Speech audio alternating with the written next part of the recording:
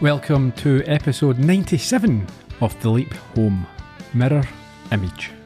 In this week's episode, Sam finds himself in a Pittsburgh bar surrounded by familiar faces with unfamiliar names, unfamiliar faces with familiar names, and a barman who seems to know more than he's letting on about the situation.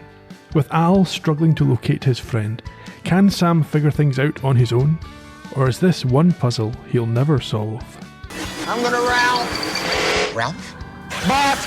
Spew up, Chuck. Make like Mount St. Helens. I'm gonna blow Chuck.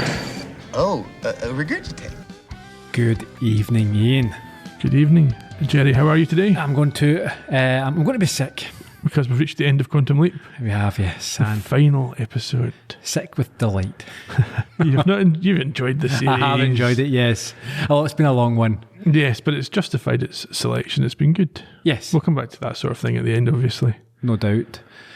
I noticed that for the last episode, you have decided to forget your iPad from which you normally read your notes. Yes, I've memorised them this week. I am sure. So you're resorting to your phone propped up against a bottle of water. The last episode, and you make a complete arse of it. It's lo-fi. It certainly is.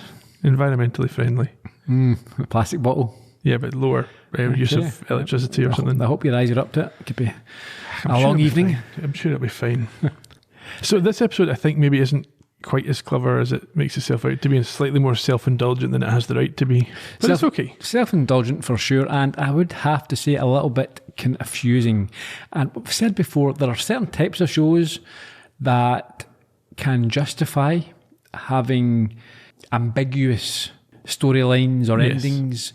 This is a fairly straightforward show, and I don't think it justifies leaving things up to the viewer's imagination. We want to be told, I think. Yes, no, I agree. I think that they've used uncertainty to cover up for the fact that they don't have answers for something. And I think part of it is due to the process, the studio process, with how and when the show was cancelled as well.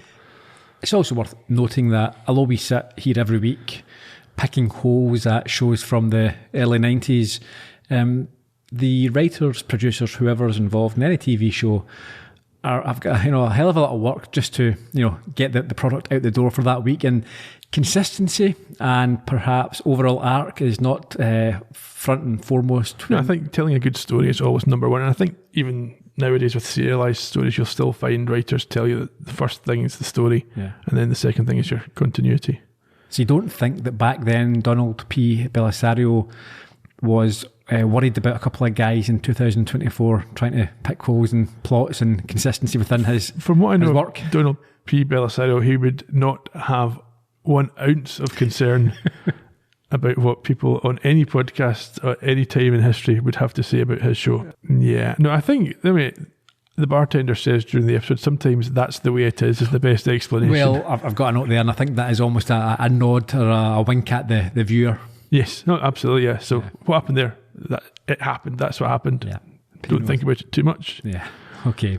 Is there any point in doing social accounts when we're signing off? No, but what you can do is tell people about the social account to follow for our future projects. Yes, so we'll go into some detail about that at the end of the show, I think. But yes, the existing Colombo Podcast social account, so at Colombo Podcast on Blue Sky, on Facebook, on Twitter, on Instagram. I'll maybe pick up the Instagram if people want to talk to us there. And colombopodcast.com. We're going to focus our future or immediate future podcasting endeavours there. Okay. This may well be a longish episode, so I think we should crack on.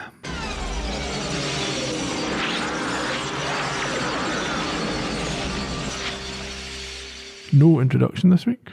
We go straight into the post-leap scene that we saw at the end of last week. Sam arrives in a bar, approaches the barman. Tentatively. Yep. He asks what's on tap and is told Schlitz. He orders this 15-cent beer. Where did he get the... he didn't check his pockets first. How did he know he would have money on him? Well, he just put his hand in his pocket. He's probably used to leaping into folk with money in their pockets. Yeah, I suppose back then everyone had a bit of cash. I assume that American denominations haven't changed. If you did that in the UK, none of the coins from the 1950s would be valid anymore. No, but they would... Surely when he leaps in... It's not... No, okay. Right. Yeah. In any case, he gets his beer and then wanders over to the front of the bar where he can catch a glimpse of himself in the mirror. Literally. Yes. Gets an almighty shock. Who's staring back? Sam Beckett. Oh boy. We get the old credits from season 4, which apparently was a gift to the fans who hated the new ones. Good. And it's, season 4 images throughout it. They didn't remake them. When we return, the barman is confused as to why Sam is confused to see himself. Well, maybe not as confused as he makes out. But yes, Sam hasn't seen his own reflection for quite some time, at least not that he can remember, and he is quite surprised to see that he now has a streak of white hair and some crow's feet around his eyes. How much has he actually aged? I'm not sure. If I look back at pictures of myself from 5 years ago, I don't think, oh, you looked a lot younger back then. It's not that much time. And did he not have the white streak in season 1, no? Well, this is the question, did he? Can't remember. Maybe it was caused by his first leap, though. Sure. Or maybe he just forgot. I mean, could you tell where all your grey hairs are if you hadn't seen your reflection? I have no grey hairs. Not after treatment. Anyway, yes, he seems surprised, but I think the purpose of this is so the viewer knows that he has aged during the time that he's been leaping, so he's not able to leap indefinitely and never become any older than when he started. And I think that's going to be very significant when we discuss the outcome of Dr. Sam Beckett. In any case, the barman insightfully warns him that if he lets too much time go by, he could lose touch with the reality. As we're shown on the screen, it is when? It's the 8th of August 1953. The barman also asks him when the last time he took a really good look at himself was, and I think although Sam takes that literally, it's maybe a deeper question that he's going to consider during the episode. Sure. And we should say this is the first... See, Sam doesn't... The other people he sees, he recognises as people from previous leaps. Yes. But this is also... The barman was in the first 2 episodes. You can't remember everybody. You remember the first leap? That was 5 years ago from Sam's perspective. Still, I think he would remember him. I remembered him. Did you? Yeah. Weird Ernie. He was in one scene. No, I don't know. Right, maybe a couple of scenes. Anyway, the barman tells Sam that he's had a similar experience himself with surprise at his reflection. Yeah, he then goes on to show him a picture of locals who are on the wall. They served in the Second World War. And from this, Sam tries to work out when exactly he is. But he has to resort to asking for the newspaper. He does. I think, worth pointing out at this point, I think these images are all connected to Donald Belisario's father, and this is one of the self-indulgent parts of the episode. Okay. The cynics might suggest that it's too self-indulgent. I'm going to say it's the perk of creating your own TV show. As you say, Sam asks for the newspaper, but it's been binned. However, he does have the sports section, and Sam also discovers that he is in Pittsburgh. Yes, and it's the day he was born, and thanks to the barman's advice on daylight savings time, he realises that he walked in the door, or at least leaped in the door, on the exact moment of his birth. Is that significant? It must be. Symbolic, at least. He's not learned anything. He again thinks it's okay to say this out loud. This is the day he was born. Yes, and the guy says happy birthday. Just then, a bearded, dirty, smelly-looking old guy walks in and, without speaking, downs a shot and leaves with a nod, so obviously a regular. He does slap some money down on the bar first. So does he? Yes. Okay. Sam notes that this man's breath in particular was foul. But at this point, he gets another confusing piece of information. Yes, this guy's got the worst breath in town. And his name is Gushy. Oof. So Sam runs out to the street, but all he can see are 2 kids with a bike and some local houses, Goonies-style houses. Yes, those kids he also, I think, immediately recognises.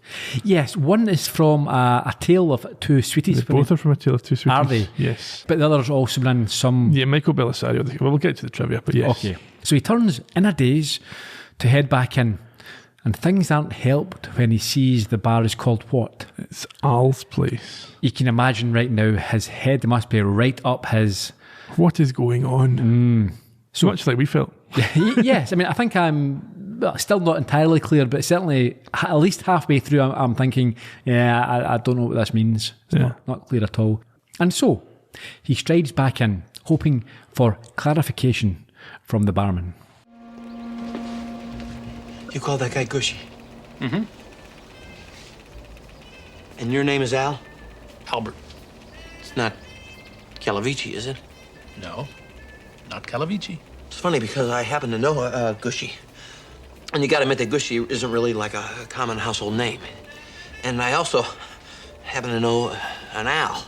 Al's pretty common. Yeah, but not Gushy. And, well, the weird thing is that the Gushy that I know and that Gushy, they got the same horrible breath. Halitosis isn't rare, especially with the old timers. Yeah, well, maybe not. But there are two boys out front there that look kind of familiar to me, too. Well, don't all boys look a little bit alike? I don't know, there's something pretty coincidental about the whole thing, especially, you know, with me being me and all. Does that sound a little strange? Just a little. His name's Choppa. Anyone named Choppa in your life?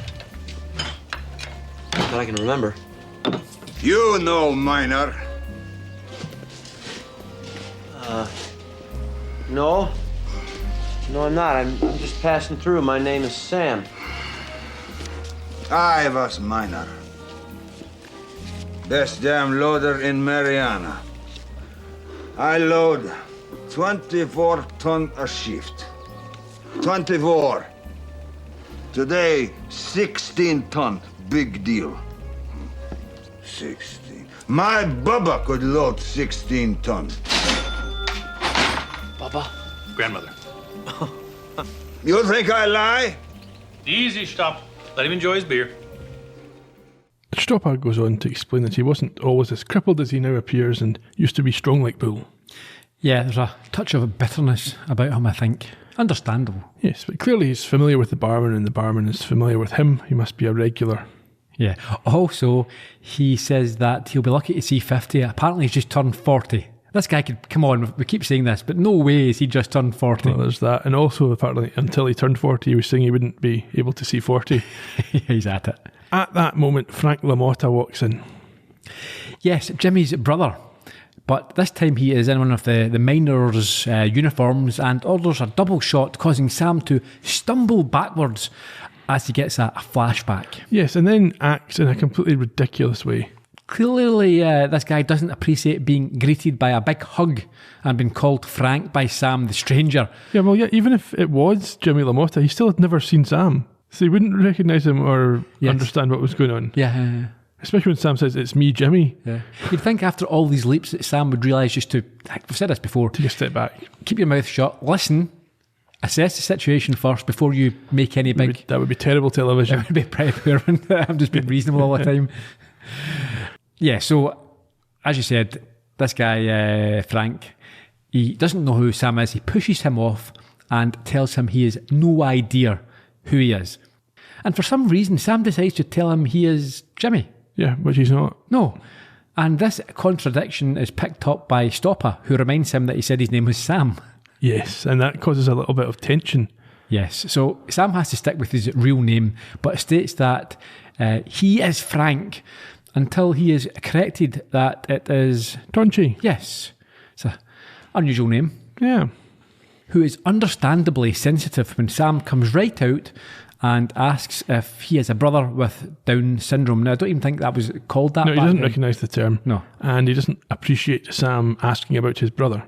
Especially not when he questions him. He just comes out and he says, does he have a mental retardation? They're still doing this. Yeah, completely inappropriate. Yeah. Even if it was the case, which it is the case in this situation. Yeah. Stoppa, he doesn't help when he chimes in that he means he was born stupid. And Tonchi gets angry, but claims that, while slow, his brother certainly isn't stupid. And he's not called Jimmy, he's called Pete. Sam is saved by the work whistle from the mines, although Tonchi warns him not to talk about his brother before putting his drink on his tab. Yes, well, that's a problem. Yeah, Stoppa, again, at it. What does he say? He asks whether Sam might be from the State Liquor Control Board, because if that were the case, he might act against the barman for running a tab. Then the mischievous miner advises that they check his wallet, which firstly puzzles them as it's a Velcro one. I should say right now that no grown-up should own a Velcro wallet. They were cool in 1994. maybe, when this was made. Sorry, when you were no, they weren't cool. No, they certainly were I'm sure I not. definitely had one. Yeah, you were a kid. I've just talked about a grown man. That's true. An adult should not carry a Velcro. If you any people, I mean, I don't carry a wallet. Who carries wallets these days? I've got a card holder, which I don't even use. I use my phone for everything. But no adult should have a Velcro wallet. No. Was it ever okay for an adult to have a Velcro wallet? I don't remember what adults did in the 90s. A lot of nerdy types would have had. Yeah, I knew someone. Maybe a scientist like Sam might be thinking, I've got a Velcro wallet. It's just. But I think in this scenario, it's just to show off that he's got a technology that they don't recognise in terms of the Velcro, which had been invented but wasn't commercial. He is then put in a position as it shows that his driver's licence is got an expiry or has an expiry date of 1998. But more worryingly or more problematic is that it's got a hologram photograph. Well, there's that as well. Did he not leap in 1999? Is his driving licence expired? If you can leap in time, who needs a car? But then they always refer to the future as 1999, but yet we've seen Sam age 5 years. I don't know. Anyway, the barman intervenes when Sam refuses to show his ID. Well, I think, Sam gets defensive. He thinks that's all he can do is when he becomes sort of indignant, he's not going to be pressurised into proving who he is. That's it. Al chases Tonchi out because he's going to be late for work, at which point Sam takes another look at this ID that he hasn't seen for some time. Also, where did it come from? Because he didn't leap with it on in the first place. Did he not? No, he left in a bodysuit, remember? But, well, where did the same place that his clothes and money came from? Yeah. Where? Yeah. It's not explained. Well, not yet. Probably not at all, actually. No. Meanwhile, Real Al is also puzzled as the lack of a body in the waiting room means what? Well, as Gushy tells him, there's nobody there, which means that wherever and whenever Sam is, he's leapt as himself. And is unsure that they will be able to find him. Why? What is it that leaping into someone else means? Well, because they can ask the other person where they're from, or they can do tests on them and find out what period they exist, or they can even just look at them. And they look like Sam to them. I don't know. Anyway, it's now after work back at Al's place, and the pub is bustling with miners drinking as, I think it's sort of Germanic folk jigs playing in the background. Sam puts on maybe the worst reference we've heard from him in a voiceover. This was outrageous. It's an extremely weird place for your mind to go. What does he say? He says that in the original 1953, he would have been nursing at his mother's breast. Why is he thinking about his mother's breast? Sucking on his mother rather than a beer. He's I mean, really. Does anybody, I mean, other than those really odd kids that were breastfed to the age of 12, it's one of those things that folk just block out, right? Yeah, you don't think about it. You don't know. This is what I should be doing if only. In an ideal world. Back in the day. And as he does this, he contemplates how bizarre this familiar yet strange leap is. Not quite as strange or bizarre as the workings of your mind, Sam. Exactly. He says he's bemused by this sort of familiarity about everything, but also the unfamiliarity that comes with it. Yeah, he wonders what his objective is and why his friend Al has not shown up as he watches what on the television? Captain Zero. Yes, it's a small black and white, which involves a time-travelling scientist. Although there's some suggestion that this particular episode would not have been available on this date in this part of America. Was that a real show? Yeah. Oh, okay. I've never heard of Captain Zero before. Well, probably a good reason for that. Okay. Sam, however, is distracted from Captain Zero by another famous captain. Yes, it's an old man mentions that it'd be great to travel in time, and Sam recognises him as who? Mo Stein, Captain Galaxy from the episode Future Boy. Yes, his previous mentor and partner. Sam calls him by his previous incarnation name. His name was it Mo. Or Captain? Did he say was it Mo? Well, he talks about Captain Galaxy, and then Mo, or in this case he's not Mo, says, no, it's Captain Zero that we're watching, and he asks if there is a Captain Galaxy, and Sam says, yes, there is, and he asks if his name is Mo Stein, which he says, no, his name is Siggy. Ah. Now, it struck me that Sam, for some reason, seems to have perfect recall of all his previous leaps at this point. Apart from the barman being a recognisable face. So he remembers everything except the barman, and he had a wife. I feel like he has just pushed that so far back in his mind. It's like, look, I can't do what I need to do. You've had to do so much to so many hot, vulnerable women and perhaps relatives. Yeah, Donna Alicia is best forgotten. Well, at least for the time being. I can tell her that she's fist cheesed me. Yeah, sure. She's watching you, Sam. Oh, don't say that. She said she didn't mind. She said, who said no one said anything? I don't know anybody. You can't perform.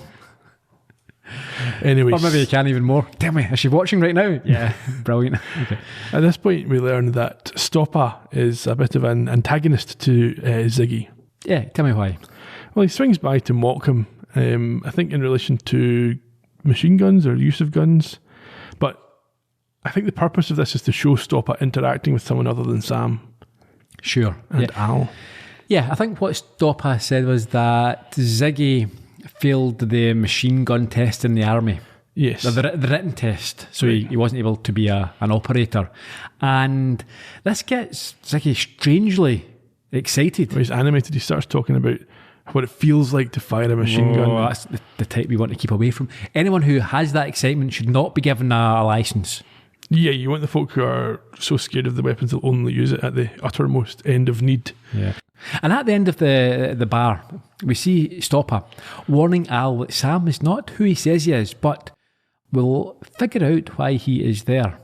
It's interesting the way that Stopper interacts with Al. He seems to just treat him as a barman. Yeah. There's no indication here that there's any other aspect to their relationship where he thinks anything else about him. Yeah. I'm not sure if there is at this point. No, I don't think. I think this is what we're showing is everything's fairly normal here. Yeah. Al suggests that maybe he's just there to have a beer, just like he is. Well, I think there's a subtext here though, because what he says is maybe he's here for the same reason you are. Yes. So that has a double meaning, which we'll find out later on. We'll come back to it. He then follows that up by saying to have a beer. But Stopper points out that he never drinks a beer, and he's surprised that Al's forgotten this because Al never forgets anything. And if he did start forgetting things, Al says things might go a bit caca, which again triggers Sam. It does. His ears prick up from the use of this term that his old buddy. Yeah, well, he gets a flashback of Al with a lot more hair. Yes. Using the phrase, and I think it must be quite early on in the series. Yeah. So Sam joins him at the bar and tells him that he knows an Al, who also says that, but it's not a common expression where he comes from. No, he's had, it seems, a bit of an epiphany here, and he starts almost challenging the barman about these coincidences that he's noticing. He is still trying to play it down as, the people around here are from the old country, so a lot of these phrases and names that you're hearing, it's entirely understandable why they'd be used. Yes, but Sam thinks that Al might well know why he's here. Yeah, he confidently states that he knows this, but Al tells him that just like in the old Bogart movies, he won't give any information for nothing, and then offers him the chance to find out more by playing a paper-based slot machine game. Yes, and he tells Sam that if he comes up with the jackpot, he will win not only $10, but also the answer to his question. And so, Sam plays, but doesn't win, and therefore has to figure out why he's there for himself. Well, that's unfortunate. We could have been a much quicker into the episode. Yeah, just tell me. Go on. Maybe we should have grabbed him by the shoulders. Does it only work on certain people? Women. Oh, yeah. Vulnerable women. Yeah. Back at Project Quantum Leap, Al is not happy to find out that the best case scenario is that they will locate Sam in around 2.5 weeks. Well, yes, because before that, there's a nano search, or as part of this, there's a nano search that will probably last a month. And yes, as you say, the best possible case is 2.5 weeks. But he gets into the imaging chamber anyway, and through the magic of 90s special effects, we watch as time spins around him as he tries to lock onto his pal. Yes, and he calls out to Sam to lock back onto him. So back in the bar, Stopper is reading about the Russians' H-bomb, while the others are unconcerned and laugh as Sam tells him that he knows they won't drop it because he's a spy. He's become ingratiated with these other guys now. He's part of the conversation, and we see again this sort of antagonism between Stopper and Ziggy. Yeah, he tells him he's so dumb he can't even spell his own real name, and is proved right. Yeah, that's true. We see that Ziggy is confused and embarrassed, but Sam sits down and has it confirmed that Ziggy is only a nickname, which was given to him when he had an accident. What happened? I think he ran into a radiator and ended up zigzagging across the room. And I think he mentions it was Al himself who gave him this. Yes, so this helps reinforce Sam's theory that Al is behind everything. Yeah, now Sam asks if Al gave everyone their nicknames. Yeah, specifically Gushy and the other guys don't know, but they assume he probably did because that's who does it. Yeah, however, Stopper is adamant that he didn't name Gushy, only dummies like Ziggy. this is too much for Sam, who isn't happy with the bullying of the old man by Stoppa, and asks him if he would like to be called a cripple. Yeah, he starts having an argument about political correctness in a 1950s bar. Yeah, it's terrible, but the fact is that in the 50s, if you had physical deformities, you would be referred to as a cripple, and I don't think you would, you wouldn't like it, but you would accept that was the term. You wouldn't be saying you should, what is it Sam says here? You should be, you should change physically handicapped. Yeah, physically disabled. That's, what? I don't even know what he's trying to do here. Yeah. Stoppa says it wouldn't make any difference, the change of name. His body would still be wrecked. But Sam thinks it might help people's attitude. See, this is the thing where he thinks, just like in the sort of the racism episodes, that he can explain, by him explaining why it's wrong. Everyone will see reason. And just the world will change. He's just so... Dreamer. Yeah, dreamer and maybe a little bit egotistical. Well, there's that as well, yeah. Mind you, if you had sort of 9 PhDs and invented time travel... I think that's a thing that clever people have. They think that the reason that people don't agree with them is because they don't understand. Logic, yeah. If I can just explain... They're not as smart as me, so if I can explain it in a way that they understand it, then they will inevitably come round to my conclusion. He's half right. The reason that racists are racist is because they're thick. Yeah, but they're not coming round to your conclusion about how well you explain it. Anyway, at this point, they're all brought to their feet by a whistle from the mine. Yeah, it's a warning whistle, and when they rush over there, they discover that there's been an explosion, and Tonchi and Pete, who are Frank and Jimmy, are trapped. Yes, it's been 100 feet of tunnel lost, and they are in trouble. However, Collins, the boss, who we recognise as Don Gino from Double Identity, doesn't think it is safe to mount a rescue attempt, and in this instance, Stoppa is on Sam's side. I'm spilling with gas. We'll have to ventilate before anyone can go down. Why? We've got air tanks. Breathing isn't our only problem. One spark and the whole damn mine will blow. It'd be a year putting out the fire. What about Tonchi and Pete? You'll have to wait. What if they can't wait? What if they're hurt? Who are you? He's State Safety Inspector. You're from the Bureau of Mines, then? How long will it take to ventilate the mine? 48 hours. In 48 hours, they'll be dead. They're probably already dead. They're alive. How the hell do you know? I know. Any chance they are alive? There's always a chance, Mr. Collins. But they'd have to survive the blast. 100 feet of tunnel caving in.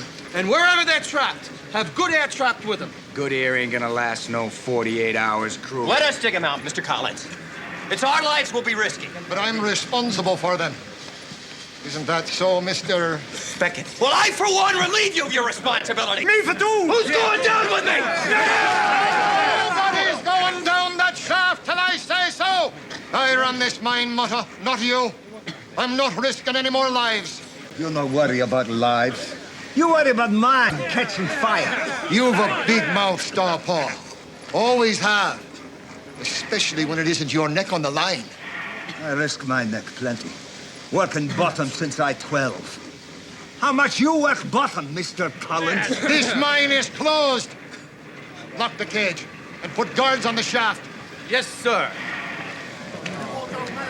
I assume you'll be investigating this. Feel free to use my office.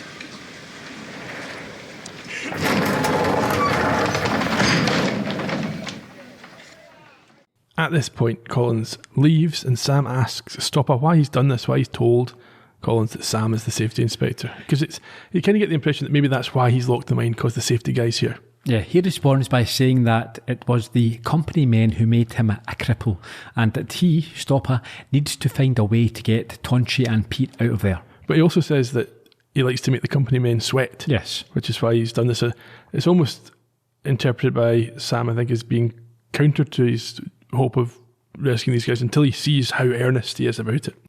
Stoppa looks into the darkness and describes the fear they must be going through without their lamps, and the fact that the water will be rising, and his personal experience of this nightmare. Well, this is it. So he uses the phrase he needs to get them out this time, which we might as well mention at this stage because it's when it's most relevant. Either could refer to his own past as a miner when there was an accident we hear about later, or some people have the theory that he has been in this situation exactly previous times and he's never been able to save them before. Sure.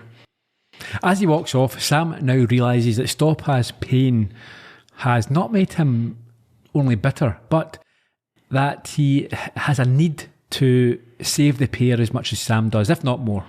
Oh, no one more than Sam, obviously. No. He's the most earnest man in the world. He certainly is. Back at the bar, they've decided that they might as well have a drink while they're waiting to save their friends. Yeah, I mean, the one thing you need to be is drunk if you're going to perform a rescue mission in a mine shaft, yeah. Al, the barman, talks to Sam and says he's not here to save Tonchi and Pete, which is the first indication we get of a direct acceptance from the barman that he's not just a guy working here. Yeah. Sam queries how he knew this, or this is what he was thinking, and is told that a good bartender needs to be part philosopher, psychiatrist, and psychic. Sam immediately contradicts himself by saying he wants to talk to the philosopher and then getting annoyed when he speaks like a philosopher. Yes. I should say that there's a couple of sort of movie references that I feel there's a nod to here. The obvious one is the Shining. Okay. You've got the barman who's not quite what he seems, or has more of an influence or an impact. But yeah, as you say, he doesn't want to. Well, in fairness there to Sam, he says that's a psychiatrist's answer. I want the philosopher's response. Okay. And this time, Al tells him that he, Sam, thinks he may be there to save Pete and Tonchi, but that is not his primary reason. But who knows what Don Quixote can accomplish? Well, there's that. At this point, Sam almost outright suggests that Al might be God. Yeah, so Al's response is to reiterate that he is a mere bartender, but that only God knows everything. Now, this makes Sam's jaw drop, but Al giggles at the notion that it's him himself. Yeah. He says, he admits, however, that he's not just a bartender. He also owns the place. Yes. Stopper, at this point, I think there's only 3 of them in the bar, is that right? Yes. At this moment. He calls Sam over to talk about Tonchi and Pete. Yeah, he agrees that Sam, is there to help the trapped pair, and advises that he does this by becoming the safety inspector. But you've again skipped over Stoppa's subtext when he says "me too" when Sam says that's why he's here. Well, with Sam, there's a lot of me tooing going on. Well, yeah, there is that. But we're again given this impression that Stoppa maybe is another one who knows more than is meeting the eye. Back at the mine, and with the guys behind him, Sam scams their way into the shaft like Face from the A-Team by acting with the confidence of authority and a piece of paperwork that accidentally gets dropped down the shaft. Yes, the policeman he's talking to is played by the director of the episode, James Whitmore Jr. Right. He's done this before. He's camera feud. We'll talk about this again towards the end of the episode. Yes, so Sam engineers this dropping of the paperwork and implies it was the cop's fault, and he goes off to phone Collins to confirm that his orders have been rescinded. And while he does, the team go down the shaft while Stoppa and Sam wait at the top. And again, there is this intervention by Stoppa who pulls Sam back and says it's not his time to risk his life. Again, what we've been saying up to this point. Ziggy agrees with Stoppa, and the men head down to perform the rescue while Sam heads back for another beer. In the imaging chamber, the real Al has made little progress other than getting dizzy, but for some reason has a feeling that it is Sam's birthday, or it's on Sam's birthday that he's landed. He gets that impression, so Gushy sets it up, starting from his first birthday and running from there. Sam's now back with Stoppa at the bar. He's talking to Al and contemplating his friendship with the hologram. If I'm Don Quixote, then Al is my Sancho. There isn't anything he wouldn't do for me. Or you for him. Or me for him. That's not true, though. There was a time once when he wanted me to do something for him, and I didn't.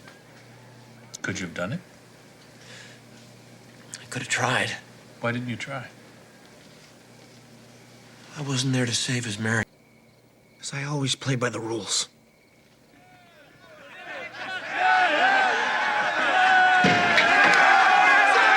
They found him. They found him. Jimmy! My name is Pete! Of course it is. Sign him up, pal! The drinks are on me! 2 more minutes and they would have drowned. Ah, you had a good idea before mine, police! I didn't fool him. It was Stopper's idea.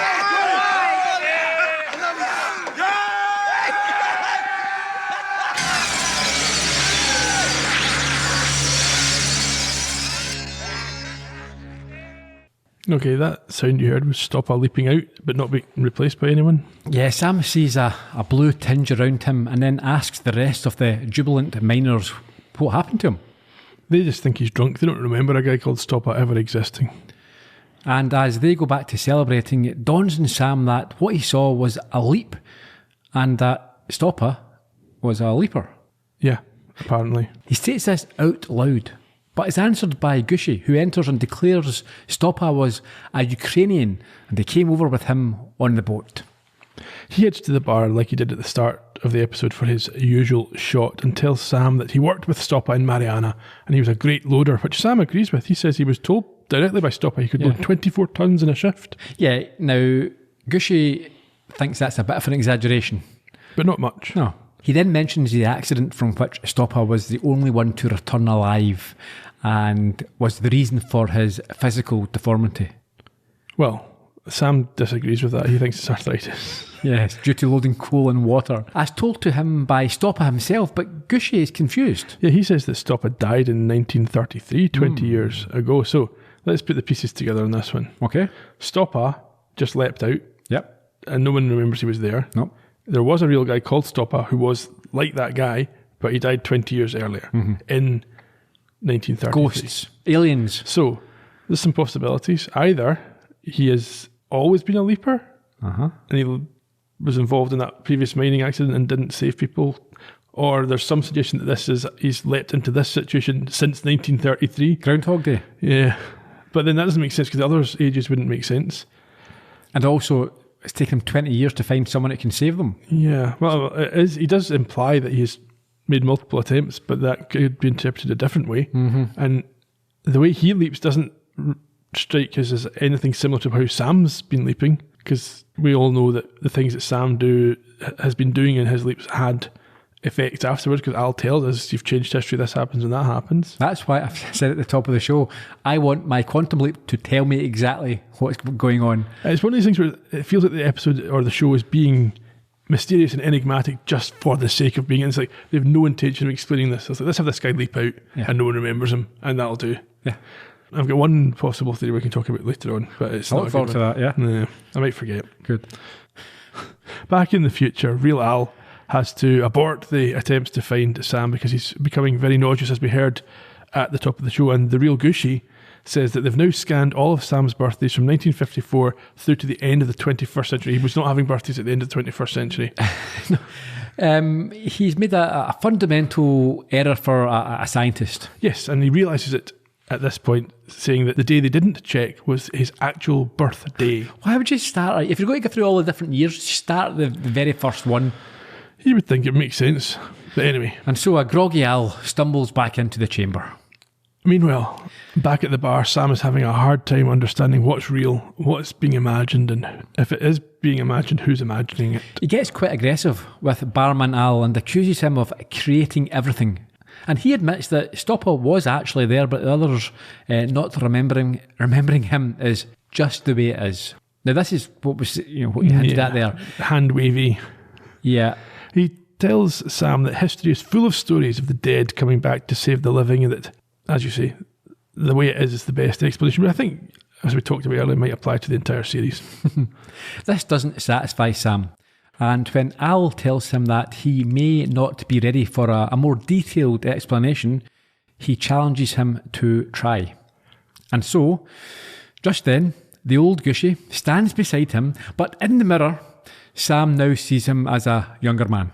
Even younger than 1933, like much younger. Yes. Al now asks if Sam can accept what he sees as reality, which clearly befuddles him, as he's not sure which is the genuine case. And the barman indicates to him that of all people, he should be able to handle the possibility of two conflicting realities both being correct at the same time. Yeah, I think he mentions that he should be willing to accept this, having looked at so many mirrors over the years. This gives the viewer confirmation that Al knows he's not just playing along with Sam, he knows stuff. Yeah, and at this point, Sam smiles and asks outright if he is the person that has been leaping him.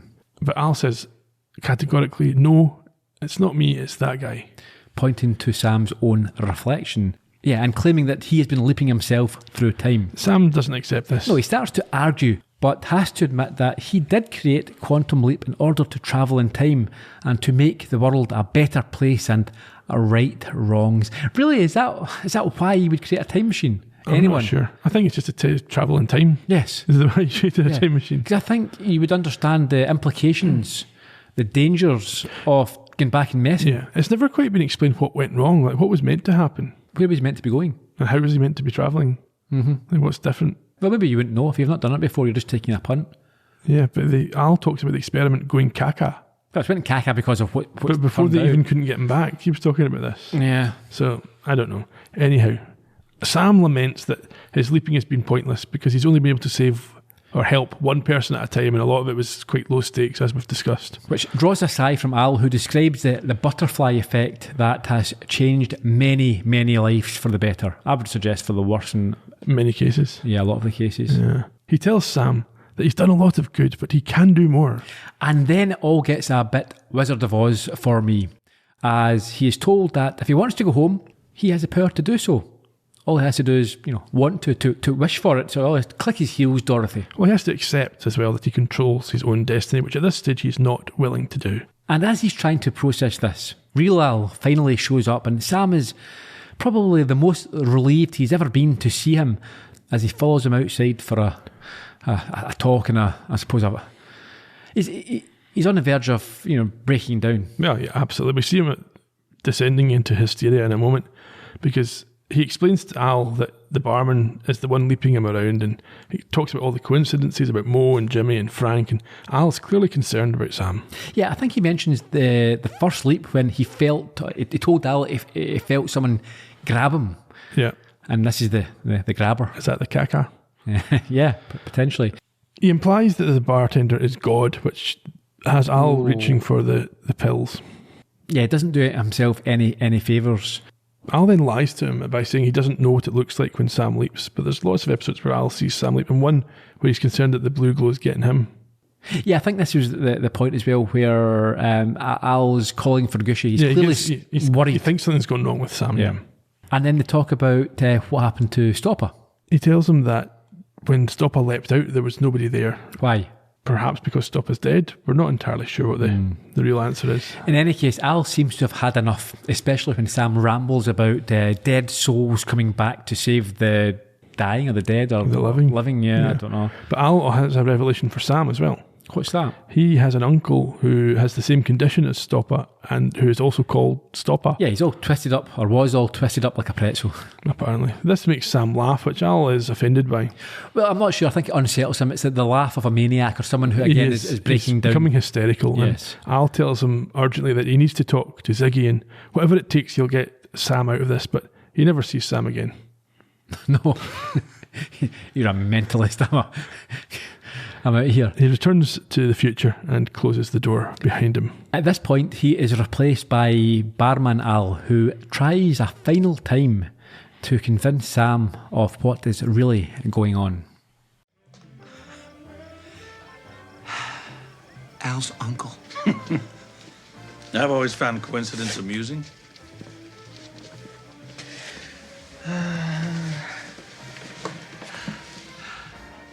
And you still want me to believe that I'm leaping me? Sam, if you became a priest... I've been a priest. So you have. If the priesthood had been your chosen life, even though the church might move you from parish to parish, don't you have to accept responsibility for the life you lead? Even priests can quit. That's true.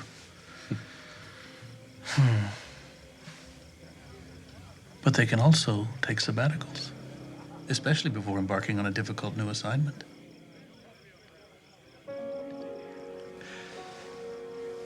You're telling me that the leaps are going to get tougher? Where would you like to go, Sam?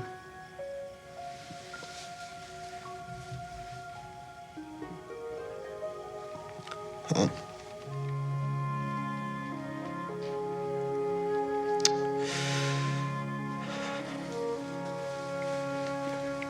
I'd like to go home. But I can't. Can I? I've got a wrong to put right for Al.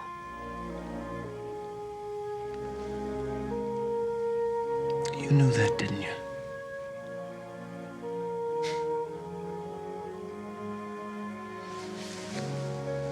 God bless Sam.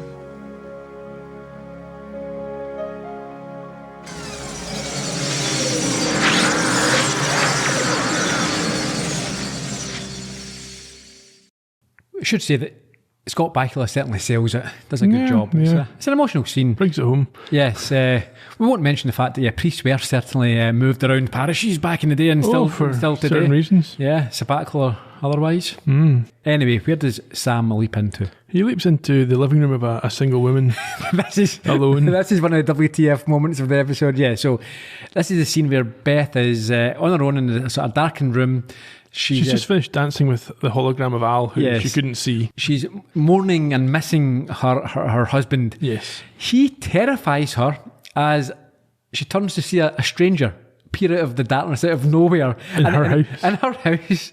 And then he says the line you don't want to say, right? Don't worry, I'm not going to harm you. Why are you mentioning harming? This is the thing. I'm only going to tie you up. I won't do anything to you. Just let me tie you up so I can... So long as you do what I say. Yes. I will definitely... And believe what I tell you. Why? I'm not a strangler. You can see. You should be like, yeah. Stop. I'll believe you. I'll believe what you tell me. Stop bringing up Connor. You just don't put that... Stop putting these thoughts into people's head. I'm not going to harm you. The first thing someone says to me, don't worry, I'm not going to harm you. The first thing I think is, how's he going to harm me? Why are you holding a knife? What's his plan here for my harm? Yes, he doesn't have a clue. Anyway, she gives Sam the chance to ask her to trust him and then listen so that he can tell her a story with a happy ending. Which he starts with. And what is this story? Al is alive and he's coming home. They both fight to hold back their tears as the camera pans onto a photo of the very handsome younger hologram in his naval uniform, I think. Not the same photo from the actual episode of MIA, though. Looking very James Deanish, I would say. Absolutely. I wonder if there's another one from the collection of Roddy McDowell. Probably. His personal album. I don't know why he's collecting all these pictures of young handsome men. Well, it's all the same young handsome man. Maybe he took them. I'll just need to take a few snaps. Anyway. Private shoot. Mm-hmm. Anyway, yes, Beth sobs now and we see this photo leap and we get some very quickly put together title card. Yes, somewhat abrupt, isn't it, and unsatisfying. What does it tell us? Al and Beth, so Beth never remarried. She and Al had 4 daughters and are soon to celebrate their 39th wedding anniversary. What happened to Sam? He never returned home. Okay, so those 2 points we can discuss and they spelled his name wrong in most territories, not all. How did they spell it? S-A-M-M? No, B-E-C-K-E-T. Right. Although apparently some parts of the country it was spelled right, but in the one you can see now, they've kept the wrong one, purely as a, I don't know, an in-joke or something. Okay. Anyway, when I saw this episode for the first time, I've told you this before, I was 12 years old. It was the first time it had been shown in the UK. I was convinced that Sam was never able to return home because he'd leapt into that photo and they couldn't get him.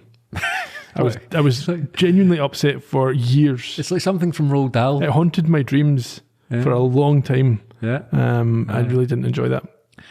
Well, that's hopefully that's made you sleep easier. A bit of catharsis now because I've realised that that's not what happened.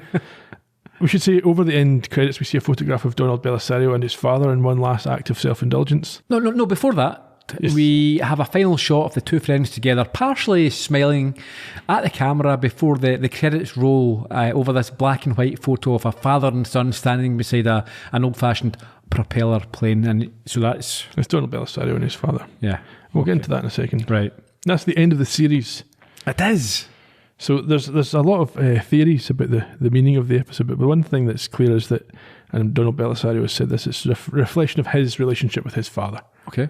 And the bar was built to his exact specifications to mimic one that his father owned in Pittsburgh in the 50s. Sorry, but what was the relationship? Did they have well, we're coming to this. Right. So there was this sort of, almost a sort of a lost mentor thing. So his father died quite young, and I think he felt the loss of that guidance.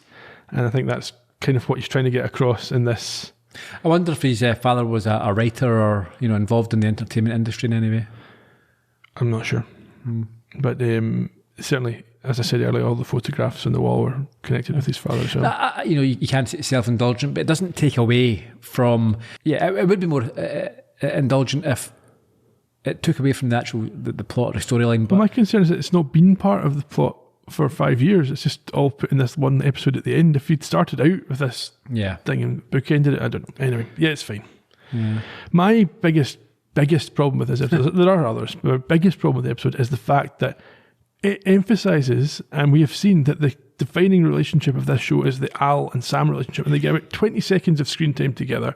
That was a bad ending. It was a shocker, wasn't it? Yeah, they don't get to say, good luck, old pal, and that type of thing. And the whole point of this episode is that Sam has to leap to help Al, who he clearly loves more than he loves himself. Yes. And he would do anything for, but that relationship isn't part of the episode. But now maybe that makes sense, because I've got a few questions about this that, it's the impact that changing the past would have. Okay. So we see there that Al, he marries Beth, and he's already married to Beth. Well, okay, he stays married to her. Yep. And, Al's known for having unhappy relationships, which means he becomes a bit of an old, a sly old dog, yes. Doesn't treat women very well. But he's got 3 or 4, was it 4 daughters? 4. 4 daughters, and he's very happily married, we assume. Yes. So his personality would have changed. He wouldn't be that sort of pervy old guy. No. So that would affect how he's advising Sam in his leaps. It might even affect, does he get involved in the project? Because maybe now he says, I can't spend as much time working with you on this because I've got, my wife and my kids and my daughters to look after. Yeah. I can't be... I'd imagine building the Quantum Leap project and a time travel might take up, more than an 8-hour day. Well. So that... And maybe that's why at the end there, that relationship now vanished because of what's happened. He doesn't have the same... Well, we can talk about the alternate endings a wee bit later on that probably don't go along with that, but because they weren't used, we can imply whatever we want. I mean, leading on, my question is, does this not jeopardise his involvement in Project Quantum Leap? Also, it says at the end there that Sam never returns home. Yep. So he must die during a leap. Or he returned home after those title cards were written. Yeah. But are we now thinking that he doesn't leap into other people, he leaps into himself? Well, this is, again, we'll talk about this when I get to the trivia, but my feeling is that what they were showing with Stoppa was meant to be that blueprint for what Sam would have been doing if they'd continued on to a new series, where he's leaping as himself, but people don't remember. But you're saying that Stoppa leaps into the same scenario? Well, I don't know about that part, but the fact that Stoppa was himself, and then when he left he wasn't remembered, might be a blueprint for how it would work with Sam. But that becomes extremely awkward because we're talking Marty McFly stuff now. Yeah. You've got to arrive as a stranger. I mean, I'm assuming that Sam can control where he leaps because he leapt into Beth's home. Yeah. But even then, what is he going to have to leap in behind bins in an alleyway? And how much control does he have? Yeah. Yeah, I think part of this is that Belisario was told by the studio that if they were going to get a 6th season, things would have to be changed up. Yeah. So they were just coming up with something new. And I don't know if it was fully fleshed out. But I know that this episode was filmed before the show was confirmed to be cancelled, so there were multiple possible endings, right, depending on that decision. If he does leap into someone, as he has been doing, he's going to die eventually, so what happens to the person in the waiting room? They never leap back? You would hope that eventually he would just stop doing it, wouldn't you? When he knew he was likely to die. But who knows? But he's going to be in somebody's body if that's what unless he goes home, yeah. But we know he's... No, but he said he never goes home. Yeah, exactly. Okay. Also, just the practicality of it. It's fine when he's in his sort of 40s. He can still do most things. He's going to be looking to young men as an old man. How's he going to keep that going? Yes, it's going to be really creepy. And an old man might leap into a teenage girl. Yep. Yeah. Anyway, should we get the trivia going? Because we're going to come back to alternate endings and stuff shortly anyway. This originally aired on the 5th of May 1993. After a 16-day gap, so it returned to the Wednesday slot where it had been previously very successful, which hopefully arrested the declining ratings at that point. Directed by James Whitmore Jr., last of his 15. He was talked about in the podcast for Jimmy. Donald P. Belisario wrote this one, the 19th of his 19 writing credits for the show, and we discussed him at the start of this season. So, there were some familiar faces in this episode. We'll rattle through those quickly. James Whitmore Jr., as I said, previously cameoed in a couple of other episodes. Donald Belisario appeared as a minor here, also cameoed as a reflection in portrait for Troyan. The two boys, Michael Bellisario and J.D. Daniels, were both in A Tale of Two Sweeties. Michael Bellisario was also in other episodes. Brad Silverman and John D'Aquino had played Jimmy and Frank before, were Pete and Tonchi here. And we saw Dan Butler, who played Mutta, one of the miners. Again, he was previously in the episode Southern Comforts, if you remember. He was the husband. Yes. Mike Genovese, who played the mine owner, Mr. Collins, as you said during the episode, previously in Double Identity. Richard Hurd was in Future Boy, obviously, and was Ziggy in this one. Bruce McGill, Al the Ballard Barman, previously Weird Ernie in the debut episode at Genesis, and Susan Diol reprised her role as Beth Calavici, while Dennis Wolfberg made his fifth and final appearance as Gushy. In terms of newcomers, just two. Stephen McHattie played Stoppa. This was his only Quantum Leap. He's also in The Twilight Zone, Seinfeld, The X-Files, Star Trek, Deep Space Nine and Enterprise, and Nightmare Alley. Although this was his only Quantum Leap, he was previously married to Meg Foster, who appeared in all three parts of Trilogy. His part in Deep Space Nine was the iconic role of the Romulan Senator Vreenak in the brilliant episode In the Pale Moonlight. He's now 77 and still alive. And William Morgan Shepherd played Gushy the Miner.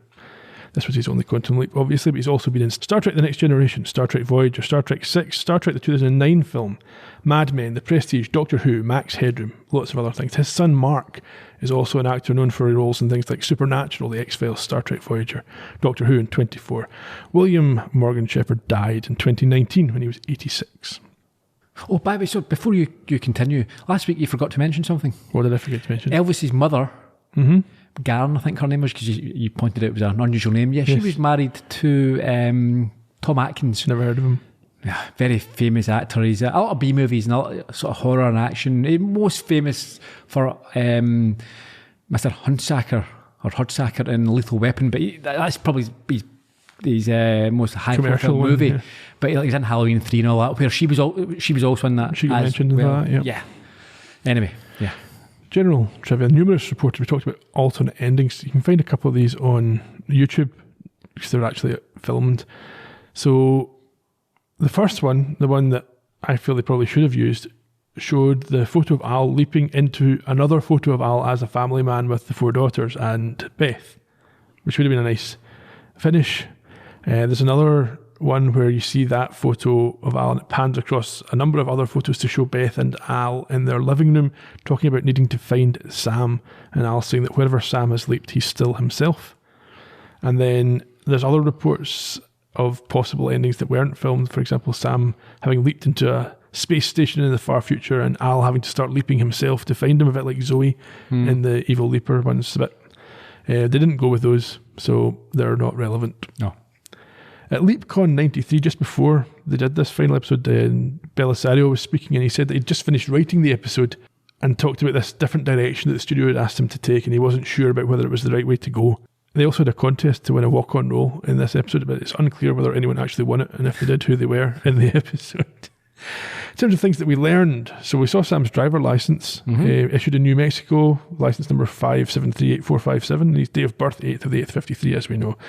Green eyes, 6 feet tall, 175 pounds.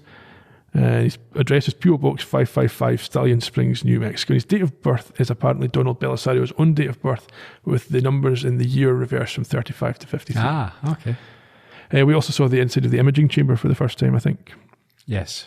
In respect of on this date, 8th of August 53, the Soviet Union claimed to have a functional hydrogen bomb, and Nigel Mansell was born. Is he a leaper?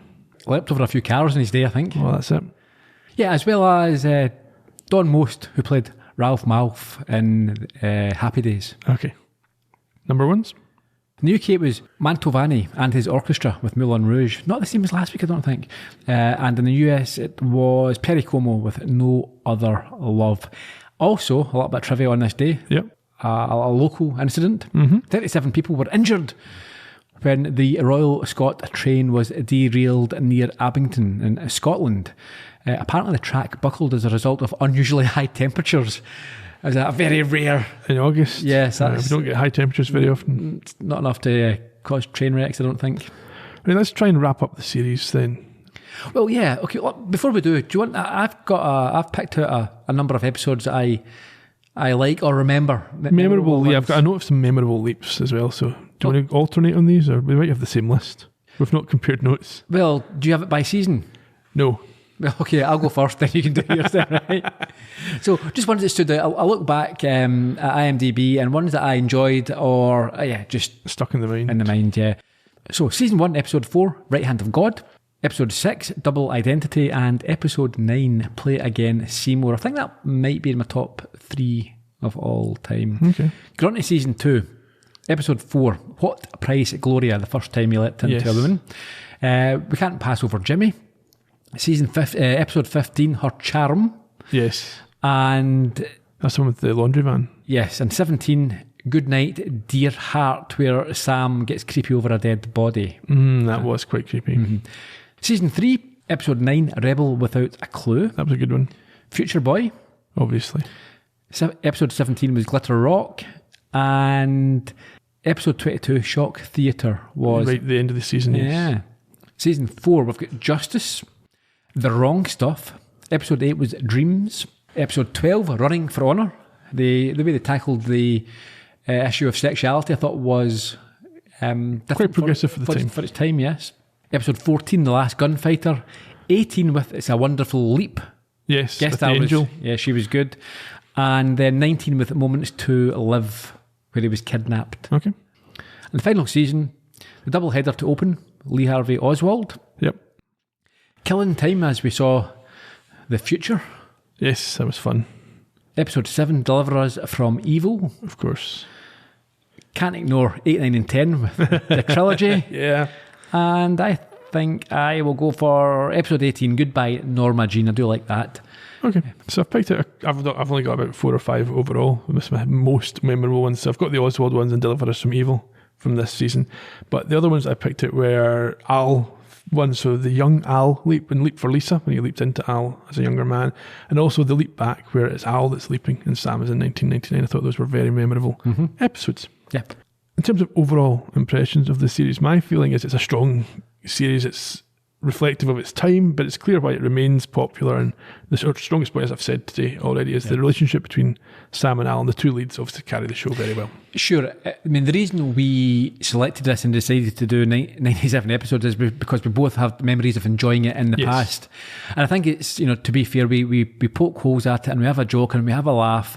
But the reason for that is that obviously there's the passage of time and styles have changed and tastes have changed, but not just that. When you're watching it week upon week, all the little things, the little niggles, they start to repeat themselves and become ingrained. It becomes a bit of a joke as well. When you're watching it, live, as it were, or back in the day, these things don't leave as much of an impression, nor should they. So we're not watching it sort of naturally. Yeah. And also, when you start taking notes, you find yourself writing the same things. Don't take notes if you're watching. Don't take notes. No, of course not. It's sad and it's nerdy, and we're doing a podcast on it. But that's what you find, that you say, I'm writing this again. So it becomes a bit of a meme for yourself. So when we do, we're picking on it with a bit of love. However, in saying that, I do think that Sam has got character traits that are not to be lauded, and I think that the times have changed so much. Very conservative. He's quite bad with his treatment of women. Yeah. Very bad, you might say. And he does have I can tell you, I wrote a sort of elevator pitch, 1-sentence review of the series, see if you agree with my characterisation. Armed only with a saviour complex and the firm belief that the truth will always prevail, a scientist travels through time impregnating vulnerable women and teaching minorities how to fight their battles. Yeah, I think, like we said before, I think with Sam and the show, its heart is in the right place, and that's all you can really ask for when you're looking back. I think the intentions were good. And I think, yes, as you say, we probably read too much into things when we are analysing it as a whole on a week-by-week basis rather than just enjoying a story and then... Of course. I mean, if it was just going, that was quite fun. That'd be boring. Be very boring, yeah. That'd be boring.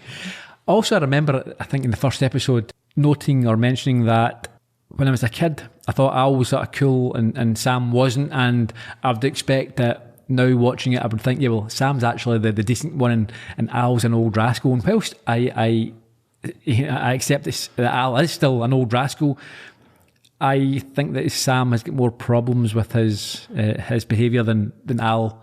Yeah, and Al isn't the one who thinks he's doing the right thing all the time. No, Al knows. Sam definitely does. Al knows what he is, and he's pretty upfront about it. He's a damaged guy, and we know why, and we go through it in the series. Yeah. And hopefully it's been fixed by what happened at the end, but I doubt that one thing can fix No, but also we find out that he gets punished. He loses marriages. He has regrets. It's not like he's doing all this and just being sort of the lad about town and having a great time. Yeah, you can tell that he's got a lot of sadness in there. Oh, for sure. He's a very sad character, and there's a lot of times that comes out about his time in Vietnam and about his relationships and about other things as well. Yeah. We've got some questions from listeners, mostly from Brian. Let's go through them. First up, he wants to know, comparing this series to when we did Star Trek, whether you think Sam or Jim Kirk are the biggest nuisance to women. Sam.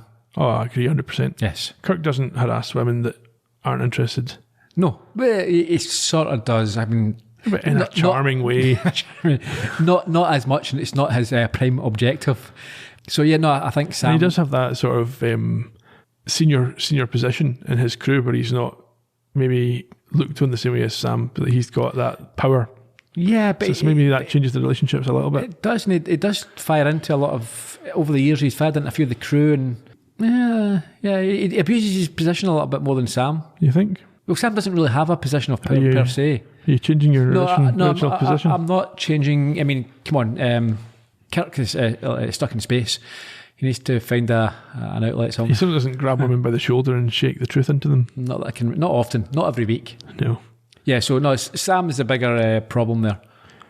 Another question. If you consider that Donald Belisario and Deborah Pratt are listed as producers on every episode, do you find the inconsistencies and the changes in descriptions of things to be problematic or concerning? As we know, there are different writers, and I think the role of producer and creator would not necessarily be hands-on every week, certainly after the first season. So I know for some seasons that a Bible would be produced where these are the rules, you have to do this, you can't do this. I don't know, I imagine they had something along those lines here, but I suspect it was more tell a good story. Yeah, as it should be. I mean, and the whole purpose of the series is move a guy through different periods of history to tell fun stories that you can't tell in other types of TV show. Yeah, we shouldn't, it's not natural to be sitting here criticising and picking up on that. No, they went for the entertainment over accuracy, which I think is as it should be. A good choice, for the most part. Finally, this is more of a technical question.